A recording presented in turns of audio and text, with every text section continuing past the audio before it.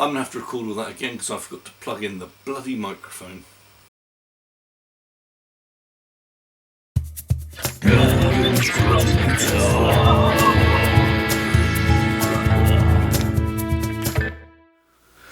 Ahoy hoy! Welcome to the third part of my two-part special on a certain type of guitar. Well, if you haven't worked out what it is yet, or by the title, poor man you. This turned up. Hadn't ordered anything, turned up at my door. I opened it up.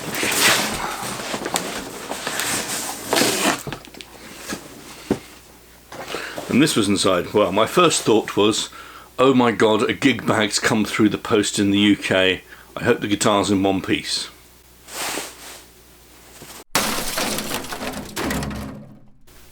It's not in the bag. It is, however, in the other room. Let's take a look at it.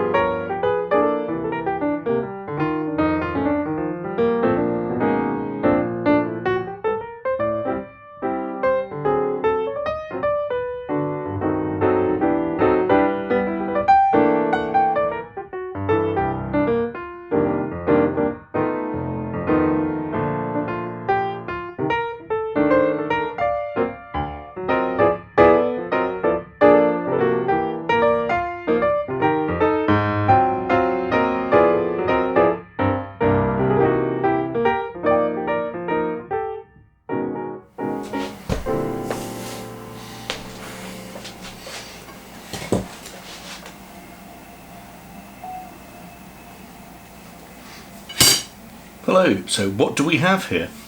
We've got a Gibson Les Paul 50's Tribute 2013. I believe this is a tobacco burst finish.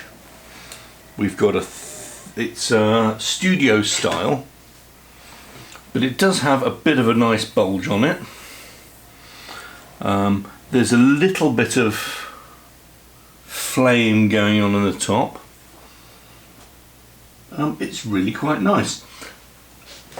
The particular thing which I really like about this is twofold. It's got a sort of semi-finished nitro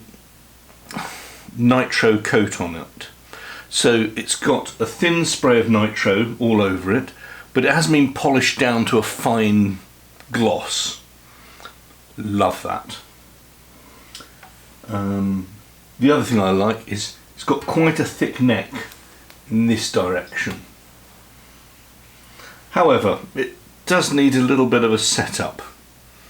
Things I've already noted is here and here. If you look under the UV, there appears to be a bit of what looks like yogurt, or as they say in the gentleman's trade,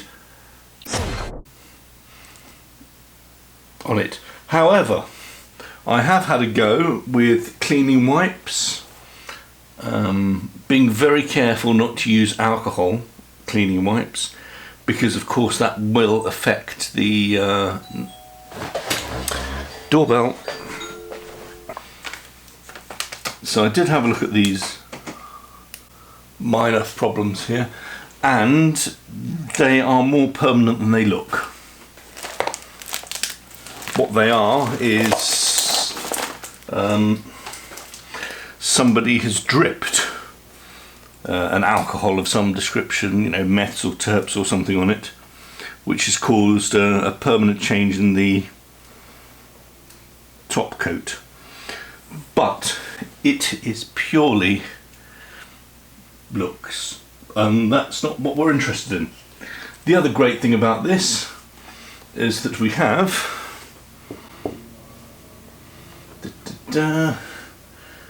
yes, the Gibson robot tuners, or in this case, because it's 2013, Min E-Tune. Now, there's a lot of negative said about robotic tuners, but, you know, let's embrace new things and see where it goes. I've tried it out briefly and I quite like it. However, I've now given it a clean over with non-alcoholic based cleaners, which is good, but things do need to be done here. So I'm going to give it a full look at the setup from the word go. Let's get that wrong. Gibson, of course, shorter scale length. So with any setup you start neck, nut, bridge, frankly. Let's have to remove this.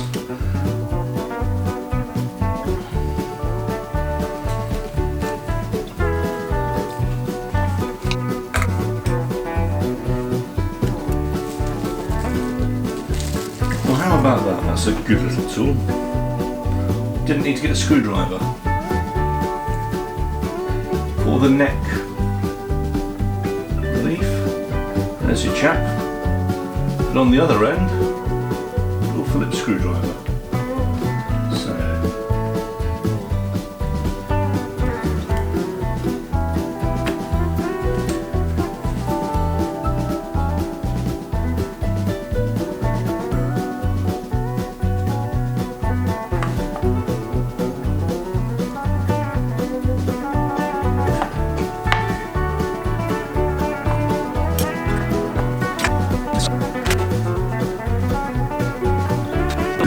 they're not rusty at all, there's no major scarring on these.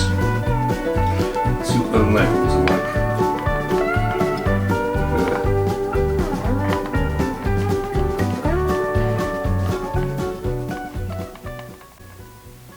If you hear that clicking,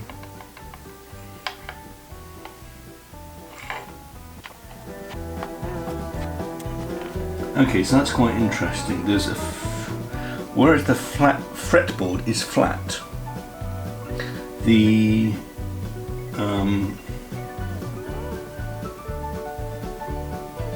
frets themselves are fairly uneven, even though there's signs of it being crowned before. I'm not going to do anything to the frets at the moment. I just really want to string it up and clean it up. So, I think I'm going to make the decision and not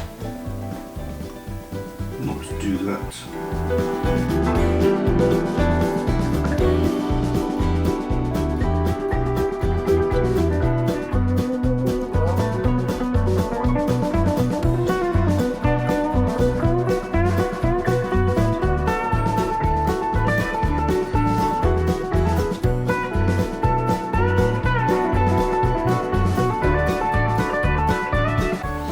Well, I'm not sure what I think about that, to be honest. We know the frets are uneven. There is, unsurprisingly, after 7 years, a little bit of fret sprout, but not much. It's not sharp. So,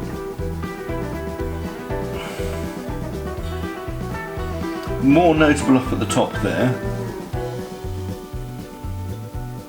But I'm going to leave it as it is at the moment, because this is really just a very simple, let's give it a clean up and see how it plays. The big thing that I'm going to do is replace whatever strings were on there with official Gibson vintage reissues. apparently pure nickel. So let's hope I don't have a nickel allergy, because could be an issue.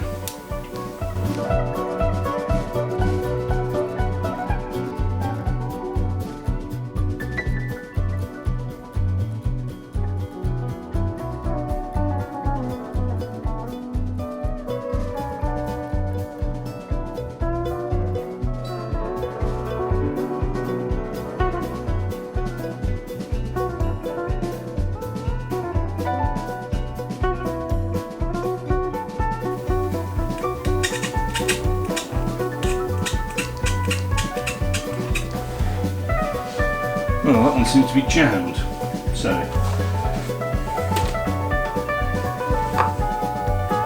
what can we do about that? It's always the last stage that catches you out, isn't it?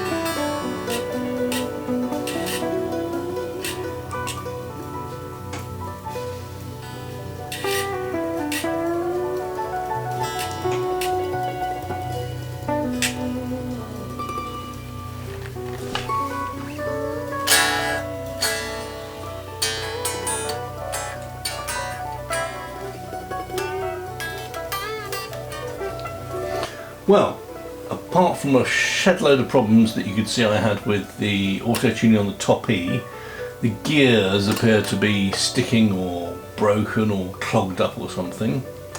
All done. The action is shed loads lower than it was before.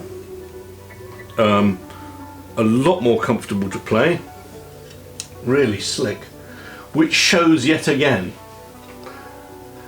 setting a guitar up, that might have been a couple of hours, but my god, it pays off. Right, let's go and plug the bugger in. Ahoy hoy. Welcome back in the room. Obviously the next day. If you don't know why it's the next day, obviously apart from me changing clothes and looking a lot nicer, may have been a bit of trouble with the recording. Watch the beginning of the video again. However, what we have now is this 50's Tribute Les Paul 2013.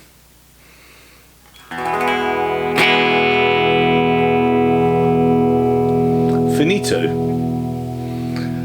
And the interesting things with this, maple top, mahogany back. More importantly is robo tuners. Now,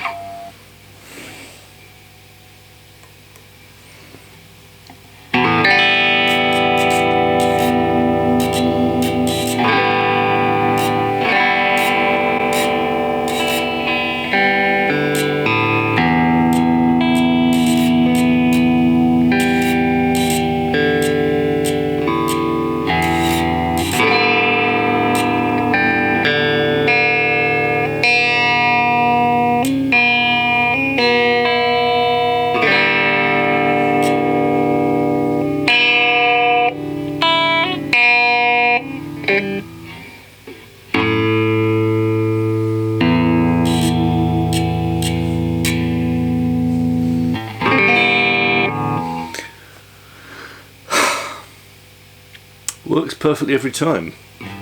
E.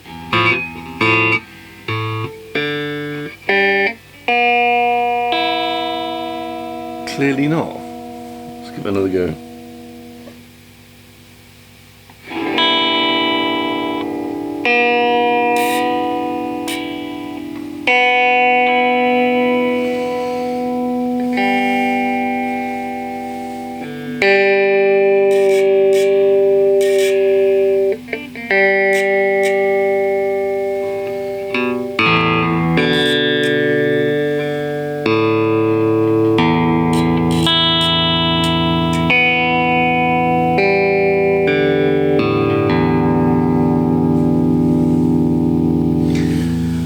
Well, it sometimes works. We've had issues with it, as you can see in the earlier part of the video. What do I think of this guitar overall? Fantastic. It's superb now that it's been set up. I've put the strings over the back, which feels a lot nicer to me. Whether it makes the strings more slinky or not, I don't know. But it's there and it works. What does it sound like?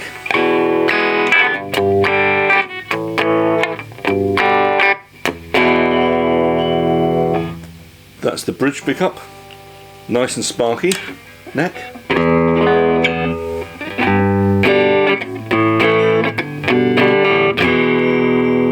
If you've not played P90s before, how to describe the sound? Well, they're single coils, but they're wider. I believe they're flatter.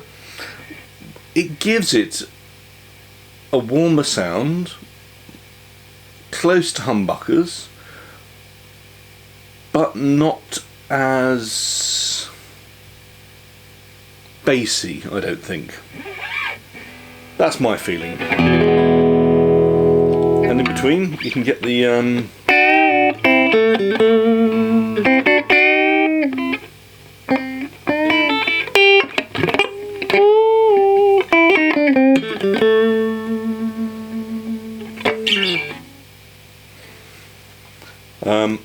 I've replaced the reverb, which recently on the videos has sounded rather harsh, with just a bit of a nice slapback.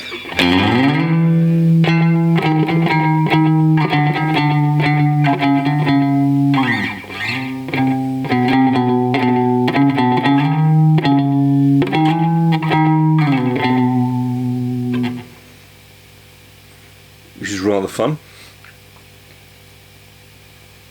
Sounds great. My issues with the Robo tuners are, this is first generation stuff. It's not going to be perfect first time. Would you choose a guitar with Robo tuners on? No, because we're all used to tuning it up. Would I pay £5 to have this removed and normal tuners put on? No. I love the idea, especially when you've got a guitar like a Les Paul, where the strings aren't aligned nicely with the nut and all the way down. Your strings are going to bend and go out of tune. And all you need to do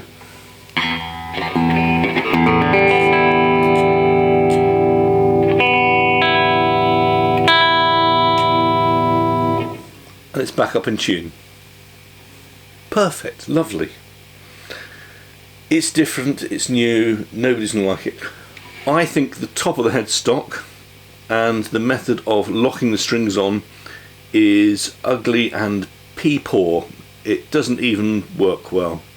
Toppy and lowy strings especially.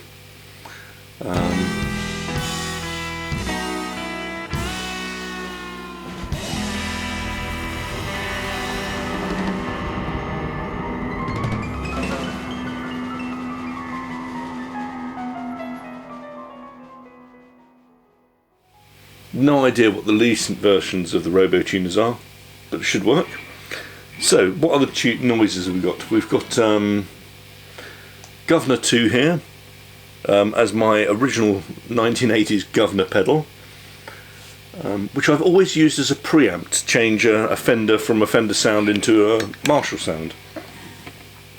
Turn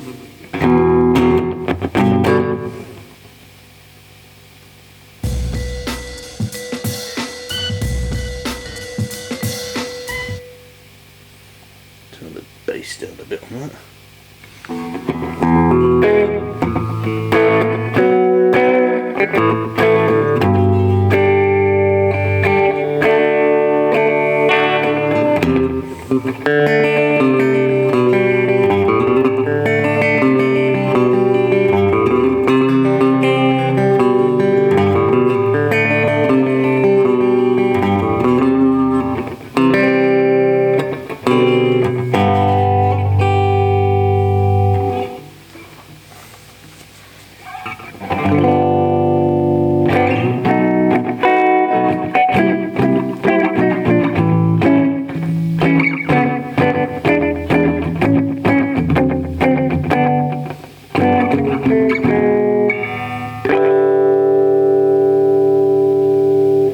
Try that with a bit of distortion.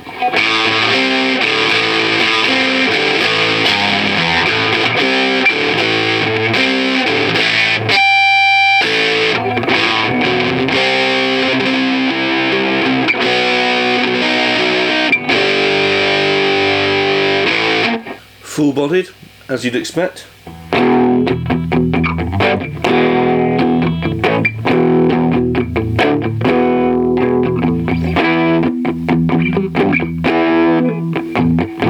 Yeah, as usual, Marshall has a nice bit of distortion. It's a superb guitar. Is it better than an Epiphone? Yes, in particular this one, for two very simple reasons. I love the finish. It's the finish that I've got on the Dorado, which is a light coating of Nitro, which leaves the timber, in particular sort of indentations, to show up and feel. I really like the neck joint. It's not got a pronounced volute or anything here. It works though. It's actually, it's not a two-piece, it's a one-piece neck, which is also impressive to be made that way. The nut is not plastic, I believe. I daren't say it's Corian, but it feels like it and looks like it. The tuners are a matter of taste. The finish on the sanding on it is not perfect. It's got to be said. But this is what happens with mass manufactured instruments. They're going to go through a factory with very little human control. Down here is how many guitars a day Gibson Nashville makes. You're not going to spend ages checking out and doing the sides of the neck to a perfect standard. Apart from that, it's very well made. As you saw from the video, did have to do quite a bit of setting up on this. Nothing major, it was mainly cleaning. As you saw, I didn't do the frets, and I've got no problem with that, to be perfectly honest. Put the neck right, put the bridge right. The nut didn't need doing at all. Some of the frets are a little high, but they're not problematically high. All in all, if you want one of these, get one. Until next time, I'm probably going to have to put this as my replacement to the Gretsch behind me. Take care, and the next few weeks, where I will have shorter hair than this, because they were recorded months and months ago, it's going to be a whole whirlwind of Telecasters. Until next time, toodle pip.